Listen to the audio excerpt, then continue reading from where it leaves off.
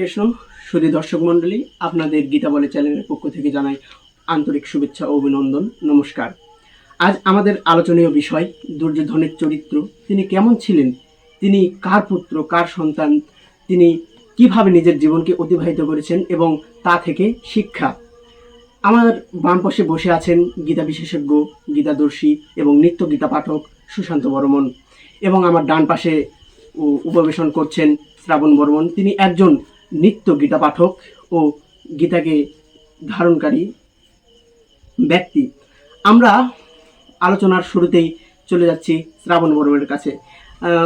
তার আগে বলে রাখা ভালো যে আলোচনার সময় থাকছে 15 মিনিট। হ্যাঁ, আপনি আপনার আলোচনা শুরু করুন।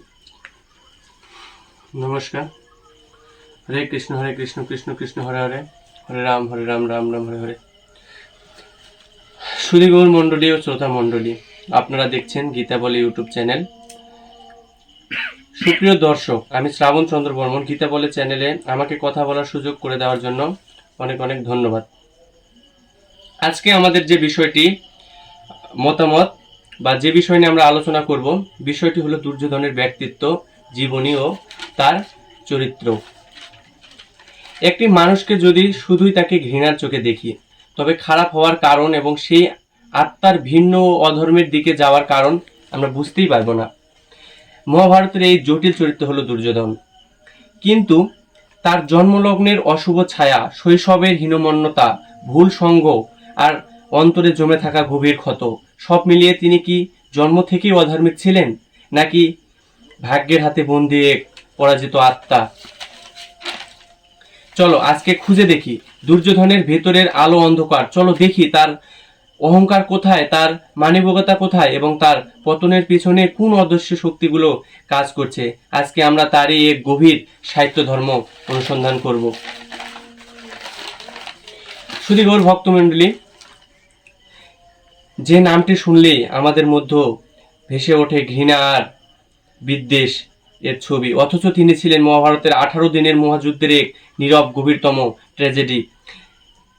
যিনি কিনা ছিলেন কুরু বংশের শ্রেষ্ঠ সন্তান, যিনি তার অহংকারের আগুনে পুড়ে গোটা কুরুকুলকে ছাই করে দিয়েছিলেন। কিন্তু আজ আমরা জানবো দুর্যোধন কি জন্মগতভাবেই খারাপ ছিলেন, নাকি তিনি হলেন ভাগ্যের হাতে বন্দী এক আহত আত্মা, যিনি কেবল একটি জিনিসের অভাব বোধ করেছিল, নিঃশর্ত ভালোবাসা।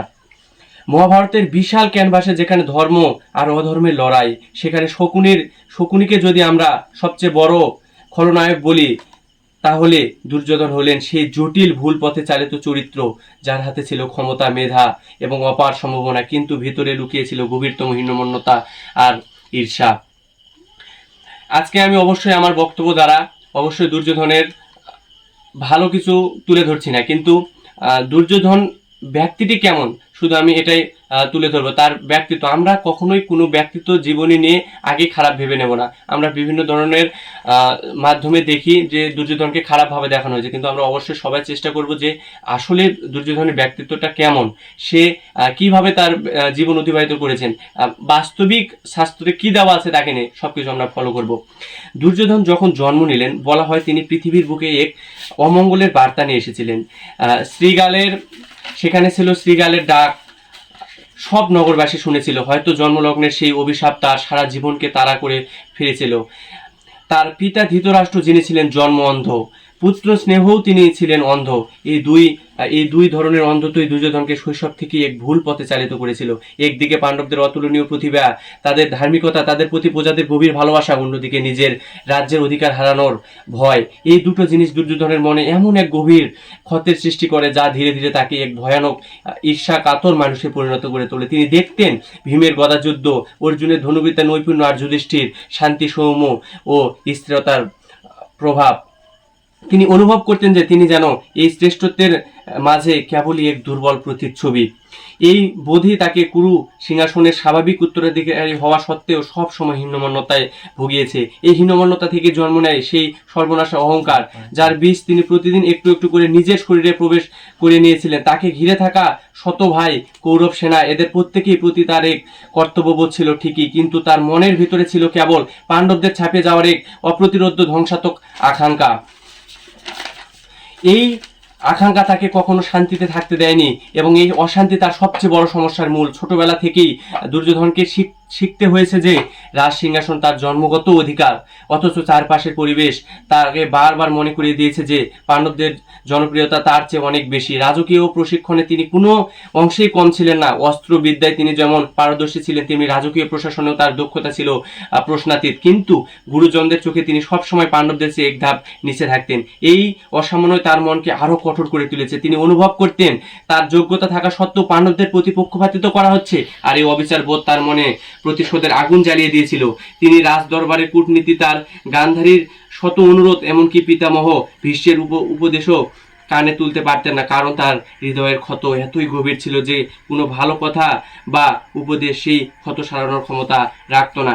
এই মানসিকতা থেকে তিনি বেছে নিলেন ভুল সঙ্গী ও ভুল পথ। কিন্তু দুর্যোধনের একটি দিক ছিল যা তাকে সেই সময়ের বহু রাজার থেকেও মহৎ করে তুলেছিল, তা হলো তার বন্ধু কর্ণ। যখন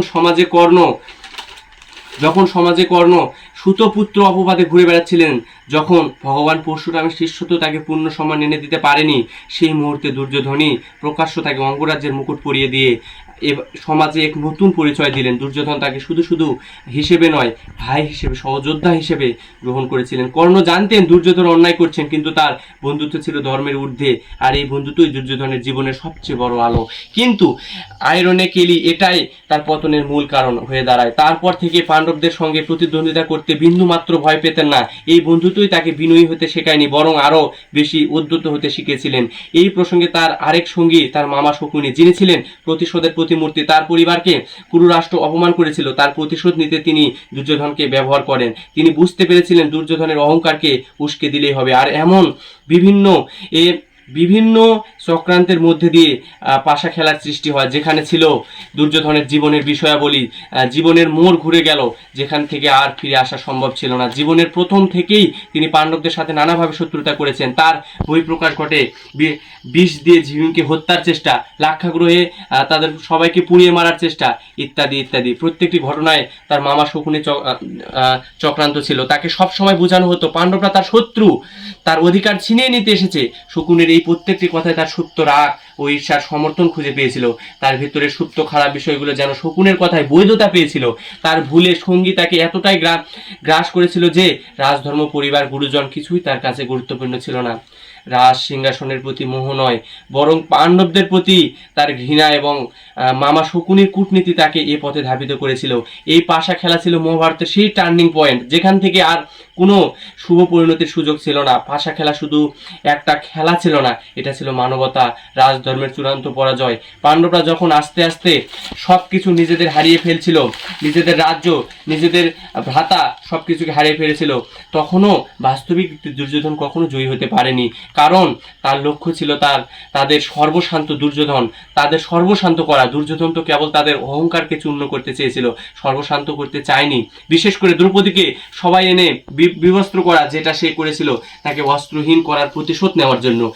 সেই সময় দ্রৌপদীর মিনতি, এর দুর্যোধনের অঙ্গভঙ্গিতে এটাই আমরা প্রমাণিত পাই যে সে কেবল নৈতিকতাকে পার করে এসেছেন, এবং সেখানে সে সম্পূর্ণভাবে খলনায়ক রূপে বিরাজমান ছিলেন। দুর্যোধন জানতেন তার পক্ষে ধর্ম নেই, তার পক্ষে কৃষ্ণ নেই, তবুও তিনি শেষ পর্যন্ত লড়াই করেছেন। কর্ণ, দ্রোণ, ভীষ্ম আস্তে আস্তে যখন সবাই মৃত্যুবরণ করলেন, তখনও দুর্যোধন আত্মসমর্পণ করেননি। একজন নেতা হিসেবে তিনি ছিলেন এক অবিচল প্রতিজ্ঞার প্রতীক। তিনি ভুল ছিলেন, কিন্তু ভীতু ছিলেন না। যুদ্ধে তিনি তার সকল ভ্রাতাকে হারালেন, সকল সৈন্যকে হারালেন, তবুও তার অহংকার তাকে নত স্বীকার করতে দেয়নি। তার বন্ধু কর্ণের মৃত্যুর পর তিনি যে পীড়া অনুভব করেছিলেন, তা প্রমাণ করে যে তার হৃদয়ে ভালোবাসা আর আবেগের অস্তিত্ব ছিল, কিন্তু তার সেই ভালোবাসা নিজের বৃত্তের মধ্যেই সীমাবদ্ধ ছিল। বাইরের পৃথিবীর প্রতি তার ছিল কেবলই বিদ্বেষ। দুর্যোধনকে আমরা কেবল খারাপ মানুষ বা চরিত্র ভাবে দেখি, কিন্তু তার জীবনের দিকে তাকালে আমরা বুঝতে পারি একজন মানুষ জন্মগতভাবে কখনো খারাপ বা অধার্মিক হয় না, বরং পারস্পরিকতা, ভুল উপদেশ একজন ব্যক্তিকে খারাপ করে তোলে।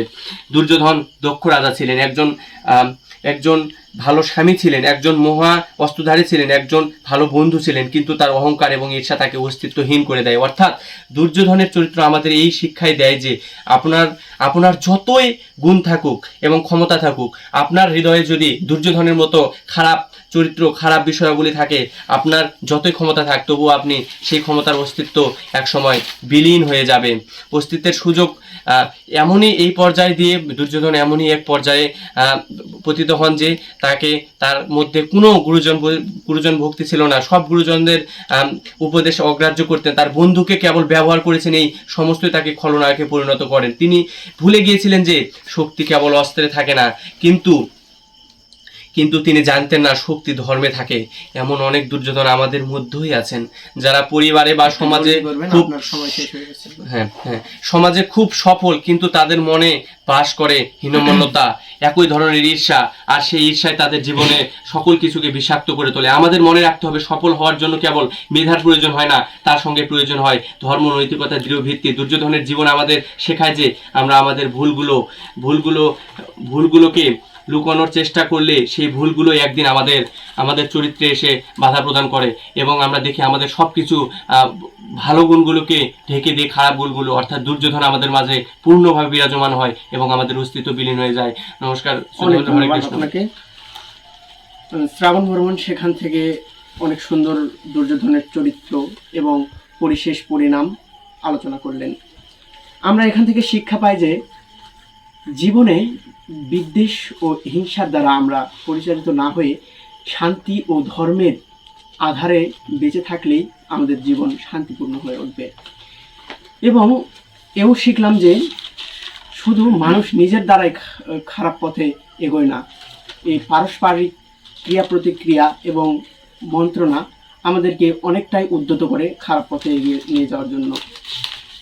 শত চেষ্টার ফলেও দুর্যোধন নিজের ধর্মে স্থির থাকতে পারেননি। তিনি তার মামাশ্রী শকুনির দ্বারা খারাপ পথে পরিচালিত হয়েছেন। অনেক ধন্যবাদ জানাই শ্রাবণ বর্মণকে তার সুন্দর একটি আলোচনা পেশ করার জন্য। এবং আমরা আগামী পর্বে আরও কিছু দেখব। এরপর আমরা চলে যাচ্ছি আমাদের শ্রদ্ধেয় ও গীতা বিশারদ সুশান্ত বর্মণের কাছে। হরে কৃষ্ণ, ধন্যবাদ। সর্বপ্রথম ধন্যবাদ জানাই অর্পণকে, যিনি উপস্থাপন করছেন এবং এত সুন্দর, এত মধুর্য দুর্যোধনের জীবন কাহিনী সুন্দরভাবে তুলে ধরার জন্য শ্রাবণকে অসংখ্য ধন্যবাদ জানাই।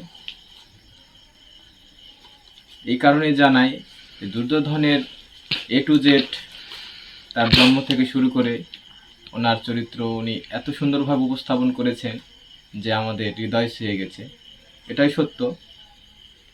তো আজকের বিষয় ছিল যে দুর্যোধনের পরিচিতি এবং দুর্যোধনের ধর্ম অধর্ম বিষয় নিয়ে আজকে আলোচনা বা আলোচ্য বিষয়।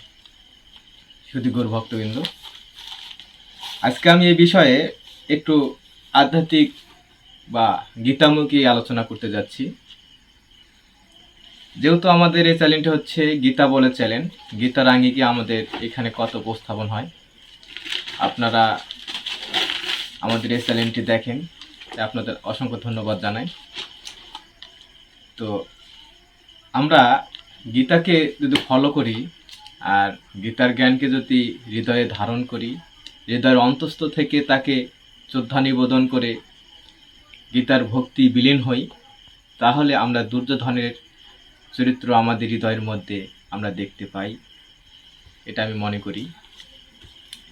তাহলে গীতায় বা মহাভারতের কুরুক্ষেত্রের যুদ্ধে যেভাবে দুর্যোধন প্রতীয়মান হয়েছিলেন, যে প্রতীকীয় রূপ তিনি দেখিয়েছিলেন এবং তার চরিত্র যেভাবে ফুটে উঠেছিল এবং নেতৃত্ব হিসাবে যেভাবে একটা দলকে নেতৃত্ব দিতে হয় সেটা পূর্ণভাবে দুর্যোধন পালন করেছিলেন। কিন্তু আসলে গীতার আলোকে কিংবা আধ্যাত্মিক জগতের গভীরের তাত্ত্বিকের বিষয়ের উপর ভিত্তি করে আমি কিছু কথা বলতে চাই। তাহলে আমাদের দেহের মধ্যে আধ্যাত্মিকতায় দুর্যোধন কিভাবে বসবাস করে আমাদের হৃদয়ে, কীভাবেই তিনি আমাদের হৃদয়ে তার পরিচিতি বা তার প্রতীক ফুটে ওঠে। চলুন আমরা শুরু করি।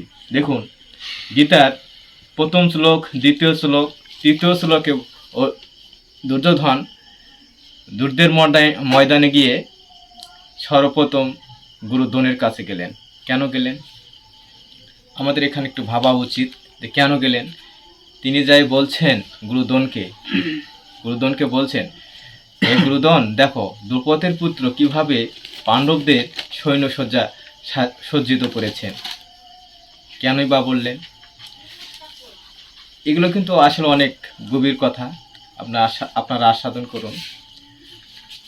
মানুষ যখন ভয়ে ভীত হয় বা কোনো উত্তেজনাপূর্ণ কাজ করতে যায়, তখন মানুষের হৃদয়ে একটা ভীতি কাজ করে। আর যদি সে মানুষটি অন্যায়ের পথে থাকে, তাহলে ভীতি নয়, কাঁপুনি আসে তার হৃদয়ের মধ্যে। এটা কিন্তু বাস্তবতা। মানুষ যখন কোনো ভালো কাজ করে, তার কিন্তু ভীতি উৎপন্ন হয় না, কিংবা কোনো কিছু তার হৃদয়ে স্থান পায় না। এখানে দুর্যোধন একটি অহংকারের প্রতীক। দুর্যোধন একটি অহংকারের প্রতীক। তাহলে কিভাবে তিনি অহংকারের প্রতীক? আমরা একটু সাধারণভাবে এই জড়জাগতিক বিষয়ের উপর একটু যদি আমাদের হৃদয় নিক্ষেপ করি, আমাদের দুনয়ন যদি নিক্ষেপ করি, তাহলে আমরা দেখতে পাই আমাদের যদি পিছনে কিছু সামর্থ্যবান লোক থাকে, কিছু সামর্থ্যবান যোদ্ধা থাকে, যেমন গুরু দ্রোণ, পিতামহ ভীষ্ম, মিত্র কর্ণের মতো যদি আমাদের সামর্থ্যবান কোনো ব্যক্তি থাকে, আমার যদি কোনো সামর্থ্য নাও থাকে, সেখান থেকে আমার অহংকারের জন্ম নেয়। যদি আপনার পিছনে 500 কোটি টাকা থাকে, 500টি গাড়ি থাকে, 10 কেজি স্বর্ণ থাকে, তা আপনি কখনো নিজেকে ছোট মনে করবেন না। আপনার অহংকার তখন অটোমেটিক্যালি বৃদ্ধি পায়। ঠিক সেইভাবেই দুর্যোধনের কিন্তু তার হৃদয়ে অহংকারের বৃদ্ধি পেয়েছিল। আপনারা বিচার করবেন, এটা কি সত্য নয়? যদি সত্য না হয়, যে যোদ্ধা একমাত্র বলরামের কাছ থেকে কোনো রকম গদাযুদ্ধ শিখেছিলেন, সে যোদ্ধা কিভাবে কুরুক্ষেত্রের যুদ্ধে নেতৃত্ব প্রদান করে, যিনি রাজা হয়নি একবারও, বা তার এতটা সামর্থ্য ছিল না সে যুদ্ধ করবে। এটা ভগবান শ্রীকৃষ্ণ বলেছিলেন যে বলেছিলেন যে শ্রীকৃষ্ণ দুর্যোধনের পক্ষে এই যুদ্ধ করাও যা, না করাও তা, কারণ ওর মতো ভীতু বা কাপুরুষ বা সামর্থ্য যার নাই, সে কীভাবে যুদ্ধ করে। দেখুন, আমরা তখনই আমাদের অহংকার বৃদ্ধি করি যখন আমাদের পিছনে সামর্থ্য থাকে। বাস্তবে সামর্থ্য যখন থাকে, কিন্তু দুর্যোধনের কোনো সামর্থ্য নাই। শ্রাবণ কিছুক্ষণ আগে প্রথমে কিছু কথা বলে গেলেন যে আত্মার বিষয়ে। আত্মা, আমরা যখন এই পৃথিবীতে আসি, আমরা আসলে কিছুই নিয়ে আসি না, এটাও যেমন সত্য। এই জগতে তাহলে কিভাবে একজন আত্মা কিছু না নিয়ে আসার পরও কিভাবে সে দূষিত হয়, তার আত্মা কিভাবে দূষিত হয়, এরকম একটি প্রশ্ন তিনি করেছিলেন। তাহলে একজন আত্মা এই পৃথিবীতে আসার পরে সে কিভাবে দূষিত হয়, এটা আসলে জানার বিষয়। এটাও সত্য, যখন এই পৃথিবীতে আমরা জন্মগ্রহণ করি, তখন আত্মা নির্মল এবং ছোট্ট শিশু নির্মলভাবে একটা ছোট্ট সুন্দর ফুলের মতো পৃথিবীতে আসে। সে না কোনো অহংকার নিয়ে আসে, না কোনো ধন নিয়ে আসে, না কোনো অর্থ নিয়ে আসে, সে শুধু শূন্য হাতে আসে। আসার পর এই জড়জগতে আমরা যখন সময়ক্রমে বড় হই, তখন এর বিকাশের মাধ্যমে আমাদের, যেমন শকুনির কথা বললেন, শকুনি মতো যদি প্রলোভন পাই, তাহলে আমরা যে আমাদের সামাজিক থেকে যে শিক্ষাগুলো নেই, সেখান থেকে আমাদের মধ্যে একটা সংস্কৃতি জন্ম নেয়, যে সংস্কৃতি থেকে আমাদের উত্থান পতন হয়।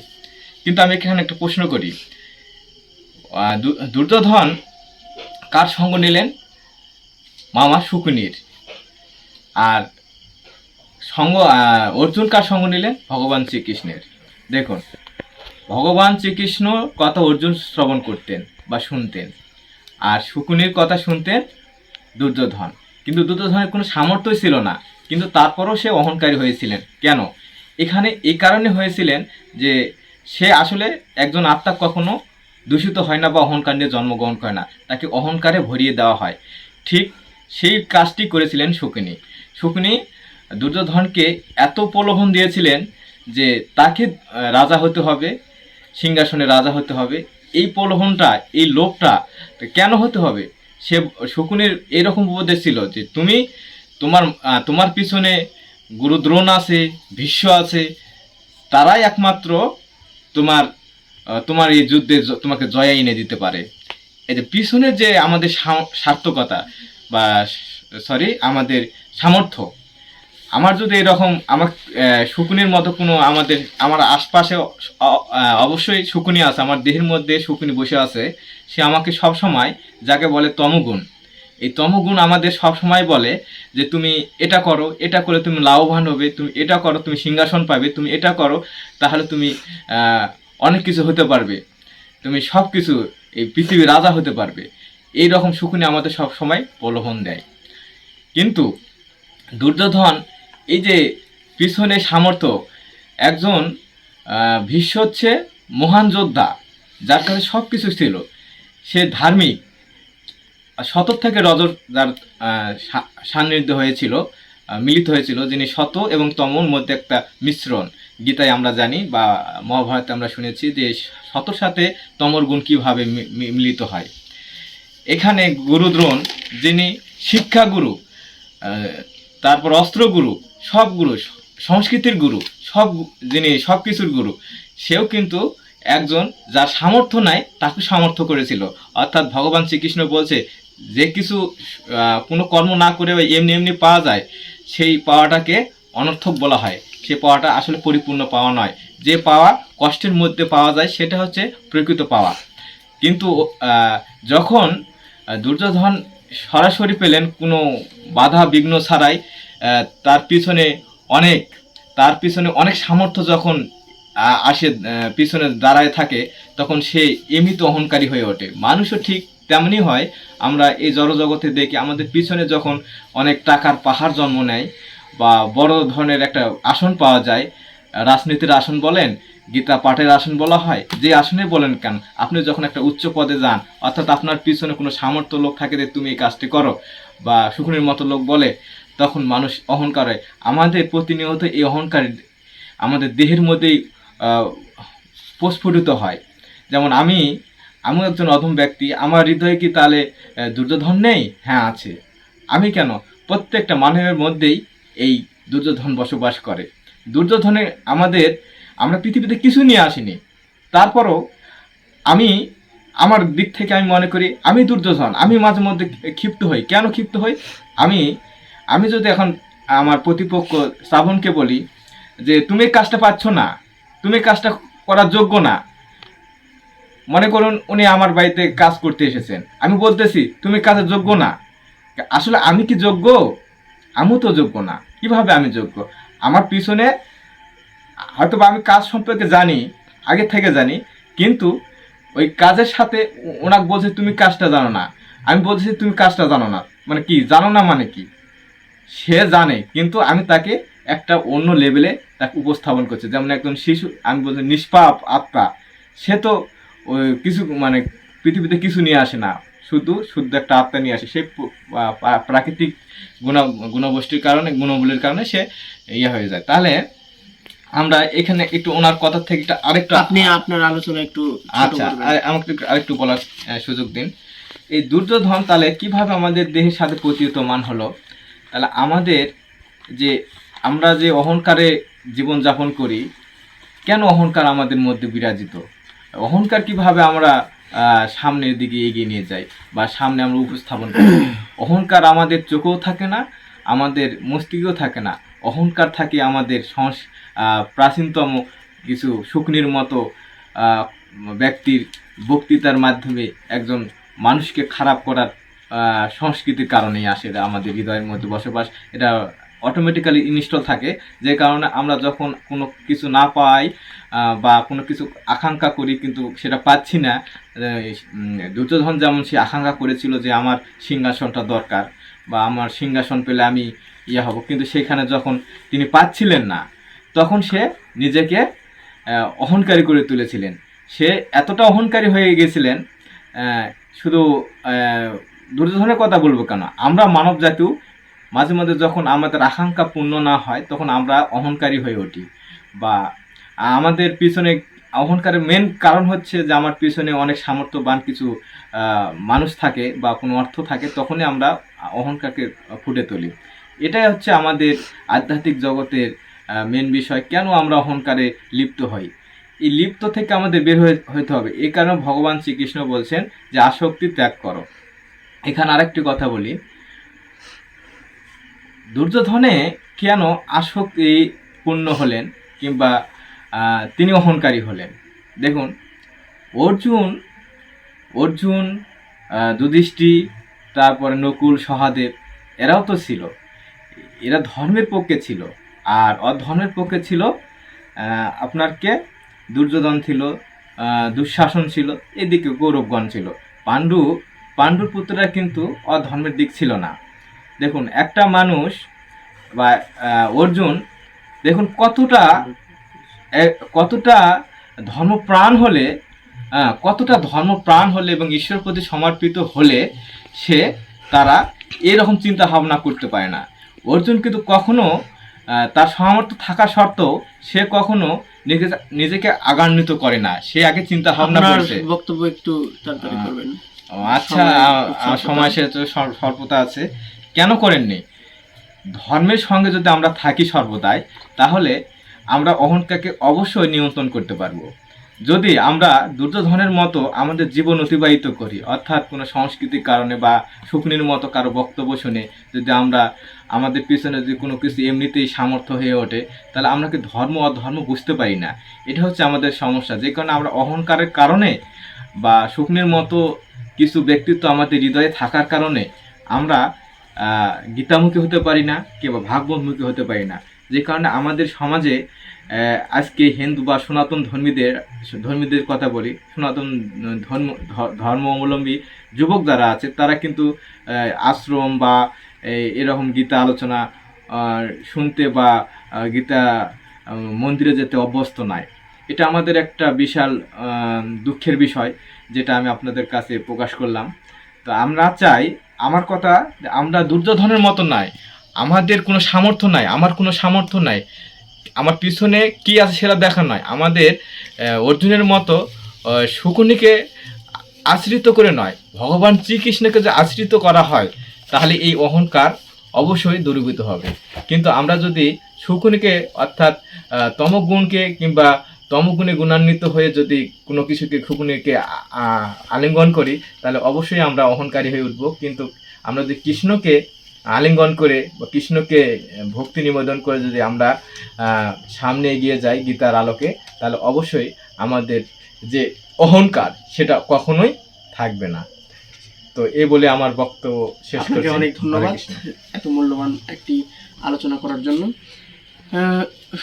দর্শক, তো আমরা এই আলোচনা থেকে পরিশেষে জানতে পারি যে নিজের অহংকার নিজের পতনের মূল কারণ।